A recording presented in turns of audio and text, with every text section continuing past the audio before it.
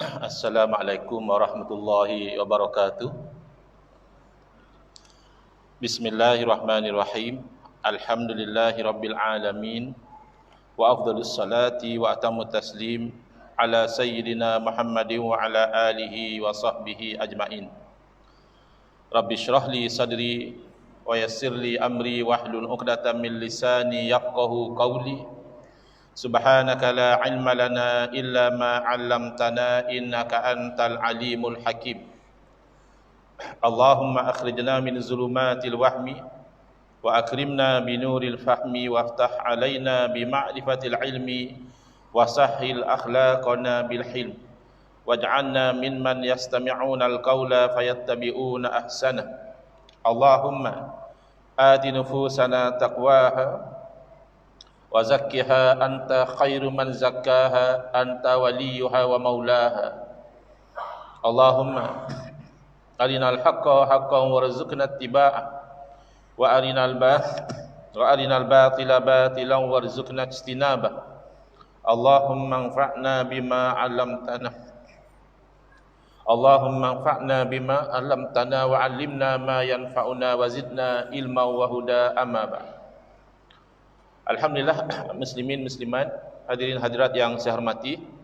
Moga-moga kita semua dirahmati dan diberkati oleh Allah Subhanahu Wa Taala, dan moga-moga kita semua dikurniakan oleh Allah Subhanahu Wa Taala kefahaman yang baik dalam urusan agama sesuai dengan sabda junjungan Nabi kita Nabi Muhammad sallallahu alaihi wasallam, man yuridillahu bihi khairan yufaqihu fid din.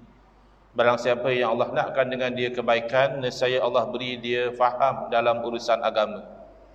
Dan moga-moga kita semua dikurniakan oleh Allah Subhanahu Wa Taala akhlak yang mulia sesuai dengan sabda Nabi sallallahu alaihi wasallam, innama bu'istu liutammima makarimal akhlak. Hanya saja saya dibangkitkan demi untuk menyempurnakan kemuliaan akhlak.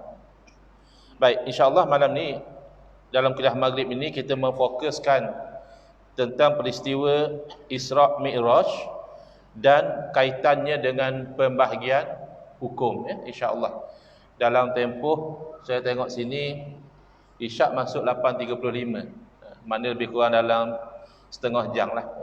Minta maaf lah saya lambat sikit saat ni, kereta ada buat pasar sikit, jadi kita lajak pergi ke kawasan perindustrian Semambu. Ada workshop kat situ, ngejah sikit baru mari sini. Daripada Teluk Intan.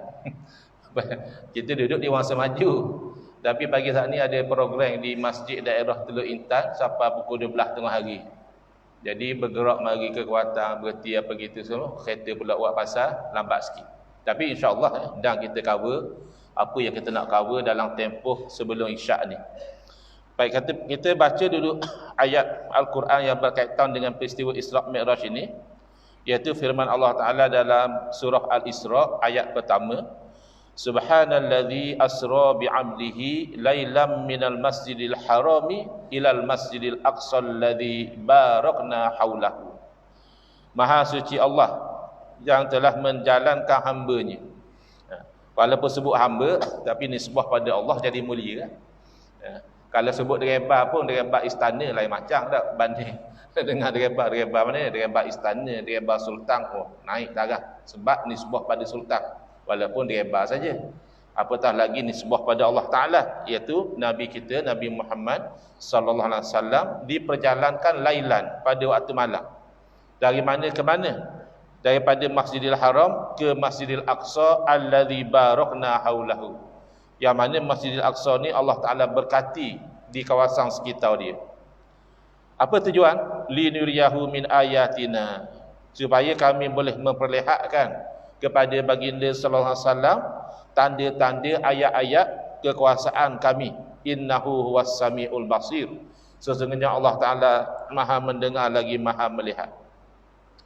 Dikatakan peristiwa Isra' Mi'raj ini berlaku setahun sebelum hijrah, ya, dan berlaku setelah kita kata Amul Huzni, ya, tahun kesedihan, yang mana Nabi SAW menghadapi kewafatan Sayyidina Khadijah radhiyallahu anha, dan juga kematian Abu Talib, pak saudara yang selalu duk pertahankan Nabi SAW.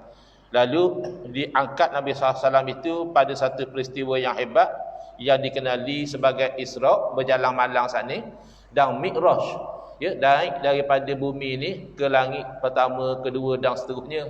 Seholah kisah ni kita banyak kali dengar, perjalanan Isra Mi'raj ni. Yang masyhurnya berlaku dalam bulan Rajab, seumpama bulan yang kita sedang berada sekarang ni, dan hampir dengan tarikhnya iaitu 27 Rajab. Qil, ada juga pendapat mengatakan berlaku pada bulan Ramadan. Ada mengatakan pada bulan Syawal, tak kisahlah berlaku pada bulan apa sekalipun. Pada malam ini kita nak mengambil pengajaran kaitannya dengan hukum. Kalau kisah Nabi SAW naik langit pertama, berjumpa siapa, dia bercakap macam mana. Kisah berjumpa dengan Nabi Musa AS, diwajibkan 50 semayang. Nabi Musa kata, umat kamu dah akan larat kalau 50. InsyaAllah kita sudah biasa dengar. Jadi malam ni kita cuba nak lihat daripada sudut yang berbeza sedikit, iaitu macam mana kita nak faham Isra Mi'raj ni daripada sudut hukum. Hukum tu sendiri ada beberapa jenis. Baik, soalan nombor 1. Bila kita lihat pada peristiwa Isra Mi'raj, soalan yang pertama, boleh ke perjalanan yang luar biasa cepat dan jauh? Cepat sekara, kalau dekat boleh tahan. Jauh pula, kalau jauh boleh tahan kalau lambat. Tapi dia gabung sekali, dah lah jauh, cepat. Boleh ke berlaku? Padahal kalau kita tengok pada zaman tersebut, perjalanan daripada Masjidil Haram ke Masjidil Aqsa sahaja pun memakan masa yang begitu panjang. Tak terbayanglah kalau sampai dalam tempoh semalam pergi balik. Tak tergambar dalam fikiran. Boleh ke berlaku? Itu soalan nombor 1. Soalan nombor 2, perjalanan yang macam tu adakah masuk akal? Ia ada 2 persoalan tu. Pertama, boleh ke berlaku? Yang kedua, dari segi logik akal kita terima ke tidak? Dan yang ketiga, apakah hukum kita sebagai orang Islam ni? Apa hukum kita percaya pada peristiwa tu? Boleh tak kalau kita kata, saya malah nak percaya benda pelik-pelik gitu benda tak biasa jadi gitu, kita malah nak percaya.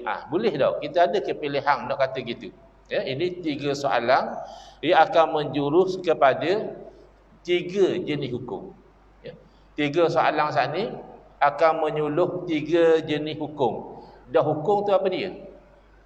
Kita duk faham dalam bahasa Melayu ni, hukum ni macam kita buat punishment lah. Jatuh hukuman. Baru ni tubik dalam berita direngangkan hukuman. Hukum tu. Tak, bukan hak tu. Kita tak masukkan punishment, kita tidak masukkan hukuman dalam bentuk begitu. Yang kita masukkan hukum ni dari segi bahasa adalah isbatul amri au nafyuhu. Menetapkan satu perkara kata ya atau menafikan kata tak. Hukum tu. Kita kata ya, dari segi bahasa itu namanya hukum. Kita kata tak. Tak ada, bukan. Itu pun namanya hukum juga. Kerana hukum tu adalah menetapkan, bahasa Arab dia panggil isbat, atau menafikan. Nafi itu dua-dua. Bahasa Arab pun nafi, bahasa Melayu pun sudah ambil nafi. Tertuduh menafikan. Nafi. Baik. Jadi yang menetapkan kata ya dan yang menafikan kata tak, salah satu daripada 3. Iaitu yang pertama namanya adab. Saya ada sedia slide sebenarnya, tapi dah lah kita lambat. Saat ni tanya dah nak pakai slide ke dah? Tanya mudah dah. Ambil masa sikit je tu. Dah ambil masa dah ayah. Dah sekali pun kuliah tak pakai slide kot kan. Jadi macam sekali lah baru. Baik.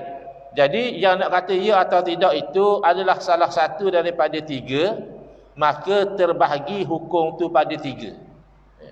Yang nombor 1 sekali nak kata ya ataupun tidak adalah adat. Maka menetapkan atau menafikan itulah namanya hukum adat. Wallahu a'lam lah. Hamba duk perhati tengok bahagian hukum adat ni sudah ramai masyarakat kita zaman learning ia tak faham apa makna hukum adat. Makna tak faham dah. Dan apatah lagi dia nak kaitkan dengan akidah, dia lagi tak faham. Dia sangka hukum adat ni macam orang kata adat orang Melayu gini, adat orang India lain pula. Ya, adat orang Cina lain lagi. Adat orang Pahang lain sikit dengan adat orang Kuala Lumpur. Misal kata, bukan. Bila kita sebut hukum adat, bukan itu yang kita maksudkan. Ya, nanti kita akan terangkan apa maksud hukum adat. Dan yang kedua, hukum akal. Iaitu yang kata ya atau tidak tu semata-mata akal. Akal tengok dia kata ya. Mesti dah gitu. Akal tengok kata tak mungkin. Itu namanya hukum akal. Ya. Dan kita dah perhati tengok zaman learning, ada orang sampai tergamuk tolak hukum akal. Dia tak terima guna akal. Ya. Dan dia tak malu mendakwa dia tak guna akal. Tengok kan zaman learning ni sudah tersebar penyakit yang saya selalu sebut dalam kuliah saya, namanya penyakit BBAK. Orang kamu biasa dengar tak penyakit ni? Penyakit BBAK biasa dengar? Cara kebir-kebir tu macam tak biasa dengar. Cara tu Allah alang lah. BBAK ni ringkasan kepada biar bodoh asal confident. BBAK, biar bodoh asal confident. Penyakit tu nyata zaman kita. Dia tak malu tunjuk dalam Facebook, dalam apa, dia cakap bila kita dengar, oh bodoh nak ya. Kalau dia tak cakap, kita tak tahu. Kalau dia senyap, kita pun tak tahu. Mungkin dia cerdik, mungkin dia tak cerdik. Cakap, oh tahu lah dia bodoh. Tapi dia confident. Jadi salah satu orang yang confident, tapi na'udzubillah ya, dia tidak cerdik. Dia kata, saya ustaz dalam bab akidah ni, saya pegang Quran Sunnah. Bagus lah. Cerdik dah nampak situ. Dia sambung sikit lagi. Dia kata, saya tak pakai akal. Saya pegang Quran Sunnah, saya tak pakai akal. Nampak lalu bodoh. Sebab apa? Sebab seolah-olah bila pegang Quran Sunnah, tak guna akal. Dah sejak bila Quran Sunnah tak guna akal? Bahkan dalam Quran Sunnah marah kita tak guna akal. Allah berfirman, afala ta'qilun. Apa buatmu tak guna akal? Bahkan Allah Ta'ala bagi tahu, salah satu sebab masuk neraka adalah tak guna akal. Wa qalu law kunna nasma'u aw na'qilu ma kunna fi ashabis sa'ir. Ahli neraka mengeluh, kalaulah dahulu ketika di dunia kami tu nak dengar, ya. Ada orang yang tak mau dengar. Dia dengar ustaz aku mari ceramah di masjid kamu, masogi ahli bid'ah itu. Dia tu kuat auta buta belik kata, sogi dengar ah. Dengar pun tak sudi dah maknanya. Ya. Au na'qilu, ataupun kami tu menggunakan akal. Tidaklah kami tergolong daripada ahli neraka. Maknanya salah satu sebab masuk neraka tak guna akal. Dan menggunakan akal ini memang uslub Allah Ta'ala dan sunnah para Rasul alaihi wassalatu wassalam. Jadi kena faham ukur akal tu macam mana. Yang ketiga, yang menetapkan atau menafikan sesuatu tu adalah Allah Ta'ala. Itulah namanya hukum syarak. Itu yang kita biasa faham lah bila sebut hukum. Kita duk dalam bayang pada otak kita, wajib. Apa hukum? Haram. Itu namanya hukum syarak. Yang kata kita wajib memayang garik. Kalau kita fikir-fikir tak ada sebab apa-apa. Garik ni kita tengah sibuk nak kena pergi memayang. Patut garik tak payah memayang. Kita penat lagi, balik kerja lagi, panasan lagi, tak ada mandi lagi. Tak. Allah tetap dah. Maknanya ada namanya kewajipan memayang maghrib. Tadi tak ada pilihan. Wajib jadinya. Baik. Jadi inilah 3 jenis hukum. Jadi saya pergi pada satu persatu.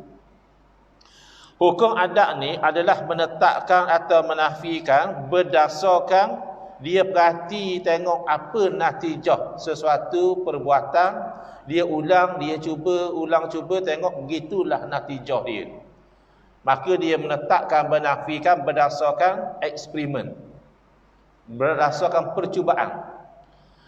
Dan inilah kaitan antara sebab dan musabab.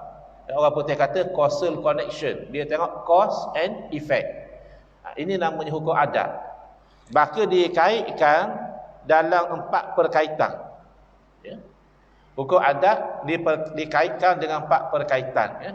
Jadi bolehlah kalau nak balik malam ni, ya. Mana kurang-kurangnya kita buat balik satu buah tangan daripada kuliah kita. Kalau orang rumah kita dah hari sejik dah, dengar benda sejik hari ni. Ni nak kabur-kabur ni. Kaitan antara ada dan ada. Yang kedua adalah kaitannya antara ada dan tiada. Yang ketiga kaitannya adalah antara tiada dan ada. Dan yang keempat kaitannya adalah antara tiada dan tiada. Jawab teka. Kita buat modal sembang orang rumah. Jawab teka. Jadi kalau kita sebut ada, tiada, tiada itu tak tergambar lagi. Kecuali kita bawa contoh, maka nampak mudah lalu. Apa contoh ada dan ada? Iaitu bila kita cuba, kita tengok, kita kata ada makan, ada kenyang. Sebab lepas kita makan kenyang. Tak cari terang mana ni? singgah kedai makan mana-mana, dia terang makan. Kenyang tak? Sekali kenyang. Maka kita kata, ada makan, ada kenyang. Dah ada dan tiada, apa dia pula? Ada lapar dengan tiada makan. Betul tak? Kita terang tak makan. Boleh sehari dua hari, laparnya lah. Tak payah sehari dua hari, yang kita bulan puasa lagi tau. Hari pertama pukul 10 pedih perut dah kita rasa faham roti sana semua pukul 10. Dah hari pertama tak boleh makan. Memang rasa lapar. Dah, jadi ada lapar dengan tiada makan. Mana tahu? Mana dalil? Ada lalu tanya mana dalil. Dalil kan mutera jadi gitu. Ni bukan hukum syarak. Ni hukum adat kan? Tu yang jadi orang tanya dalil tak kena tepat tu. Tak? Mana dalil khasiatnya gini tu? Dia terang jadi. Mau nak tunggu dalil Quran hadis dulu, berat. Hukum adat tak perlu pada dalil Quran hadis. Mutera tengok jadi kan. Kemudian tiada dengan ada. Iaitu tiada lapar dengan ada makan. Sekadar kalau ada makan tak ada orang lapar. Kadang-kadang kalau kita pergi program-program khusus-khususnya jamu Allah, tak ada lapar jamu pula. Ya, jadi tiada lapar dengan ada makan. Dah tiada dengan tiada. Ambil. Tiada kenyang dengan tiada makan. Rasa kenyang tak kalau tak makan? Ada. Tak rasa lah kenyang tak makan. Jadi ini hanya hukum adat, maka sah bersalahan. Apa maksud sah bersalahan? Boleh jadi berlaku lain daripada biasa. Boleh jadi tak makan tak rasa apa gitu. Boleh jadi makan tapi tak kenyang-kenyang. Itu sekadar tu berlaku semua biasanya. Tu jadi makan banyak ah. Contoh lagi, biasanya kalau sentuh ngapi hangus. Maka jadi panduan, hukum adat ni jadi panduan. Tak usah sentuh api. Boleh nak sentuhkan dengan api makanan. Kita nak bagi dia terbakar, daging apa semua, kita sentuh dengan api. Sebab lepas-lepas dia akan jadi masak. Tak? Tapi kalau kita jangan kita pergi sentuh api. Melecur tangan kita. Boleh jadi tak sentuh dengan api tak terbakar, dari segi adat tak jadi. Kalau jadi juga, dia panggil mencari adat. Luar biasa lah, bahasa orang moden, luar biasa. Kalau bahasa lama, dia terjemuh daripada perkataan Arab, al-khariq lil-adah. Perkara yang mencari kebiasaan. Yang mencari kebiasaan, kalau berlaku kepada para rasul, kita panggil mukjizat. Berlaku kepada orang soleh, tuk-tuk wali, kita panggil karamah. Tak faham ni orang duk mengaji karamah Dia dengar benda pelik-pelik buat ngaji halus dalam Facebook. Mana tak tahu, dah kena tag semua kita. Nama kita kena tag semua. Dia kata, ni tengok ni, pelik ni. Amal ayat ni tak mati. Bukan tak mati semua, tak matilah dalam satu tempoh. Tak sampai masa mati juga. Benda tu mencari adat lah. Kalau sampai 200 tahun tak mati lagi. Zaman kita ni 100 tahun masih biasa lagi. Ada lagi orang 1 tahun hidup lagi. Tapi kalau sampai 200 tahun tak mati lagi, mencari adat. Dah mesti karamah? Tak mesti. Boleh jadi dalam bentuk istidraj. Orang tu fasik, orang ahli maksiat, tiba-tiba berlaku pada dia perkara yang pelik. Jangan kita kata karamah pula. Karamah ni kemuliaan. Allah tunjuk sekali-sekala kepada orang yang mulia. Kalau Allah wi kepada orang yang tak mulia, orang fasik, ahli maksiat, tak mayang, tiba-tiba boleh buat benda pelik-pelik, itu bukan karamah. Itu namanya istidraj. Nak bagi dia lajak lagi, nak bagi dia seronok, maka dia tak bertaubat. Sesat tu. Baik. Jadi Pertama, kita jangan buat bolok antara benda adat dengan benda syarak. Kan pernah kecoh tentang isu logo capal. Capal Nabi SAW. Jadi ada orang letak logo tu di piah lah, di ridak pun ada orang letak logo capal. Jadi ada orang marah ngak, dia kata benda apa ni logo capal ni? Kalau sembah memang tak boleh. Dosa kata sembah logo capal. Sembah capal tak boleh. Capal Nabi tu kita jumpa memang capal Nabi sungguh. Kita pergi sembah, haram. Jangan kata capal Nabi. Nabi sendiri kita tak boleh sembah. Mulia mana capal banding dengan orang punya capal? Tentulah mulia Nabi SAW. Tapi sembah Nabi tak boleh. Haram, syirik. Jadi kafir. Nah. Tetapi yang berlaku ulama-ulama dia cerita tu pengalaman orang. Pengalaman orang tu bila dia tengok logo capal atau dia pegang logo capal, mudah bini dia nak beranak, misal kata. Jadi dia marah lalu lah. Dia kata ni mana dalil? Ada dalil. Itu pengalaman dia. Tak mesti percaya. Dan tak mesti jadi padamu. Ada orang dia marah kat, dia kata, aku kalau tengok logo capal, dia kata, aku teringat jambang, dia kata. Dah orang dah nasib begitu. Dia rasa kata tengok capal, ya. Abu Lahab tengok Nabi. Dah jadi molek dah Abu Lahab tengok Nabi. Tak jadi molek pun, nasib dia. Dia tengok Nabi sebagai anak yatim, orang miskin, tak ada kedudukan. Maka natijahnya dia jadi kafir. Bahkan orang yang sama, Sayyidina Umar radhiyallahu anhu ketika dia lihat Nabi sebagai orang yang pemecah belahkan masyarakat Quraisy, Sayyidina Umar nak bunuh Nabi. Sebab pandangan dia pada itu pandangan negatif. Tapi setelah dia baca beberapa ayat daripada surah Taha, dia tengok ini bukan ayat ciptaan manusia, ini lain macam ayat ni mesti daripada Allah. Masa tu dia berubah pandangan dia. Dia tengok Nabi sebagai seorang Rasul, utusan Allah, jadi insan yang Allah muliakan Islam dengan dia.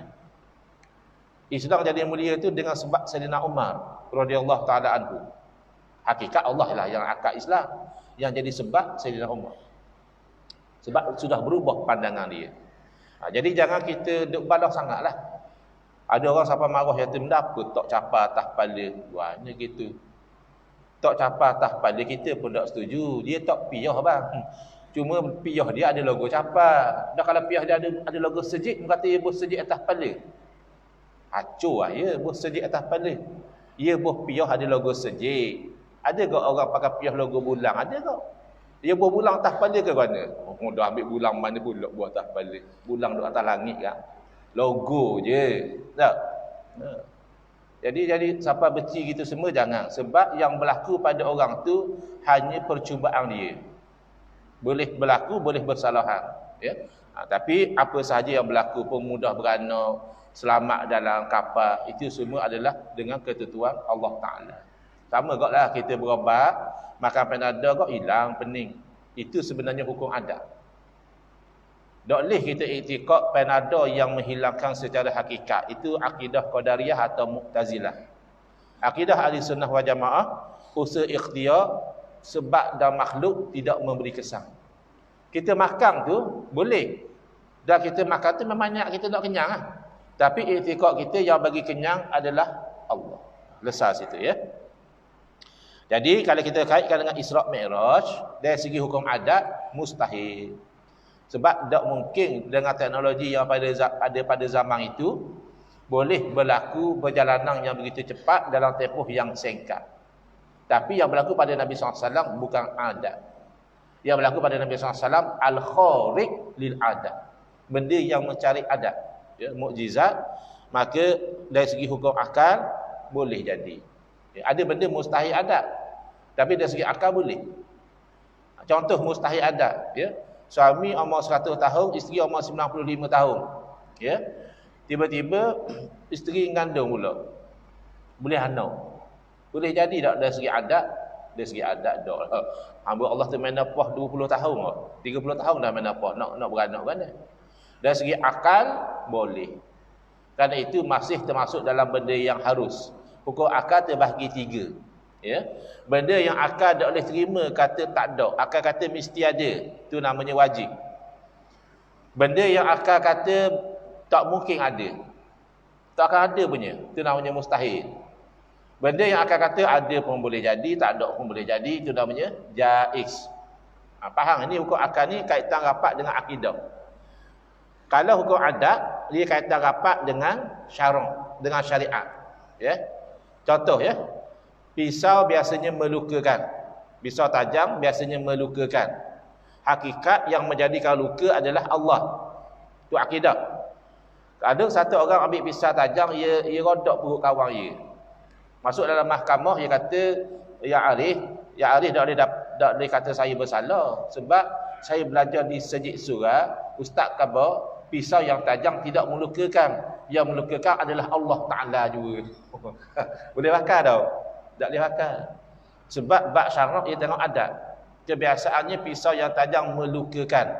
Bila awak mendatangkan sebab, maka awak bertanggungjawab dengan musabab dia. Tanggunglah akibat dia. Ada pun kita kata pisau yang tajam hakikatnya tidak melukakan, itu dari segi akal. Kerana akal tidak akan boleh terima bahawa sesuatu tu berlaku luar daripada kuasa Allah. Mana luka ke, kenyang ke, terbakar ke, Allah yang jadikan. Taukah benda tu berlaku luar daripada kuasa Allah? Mana Allah lemah lah bab situ. Jadi kalau hukum adat tadi kaitannya 4 perkara, maka hukum akal tu 3 bahagi.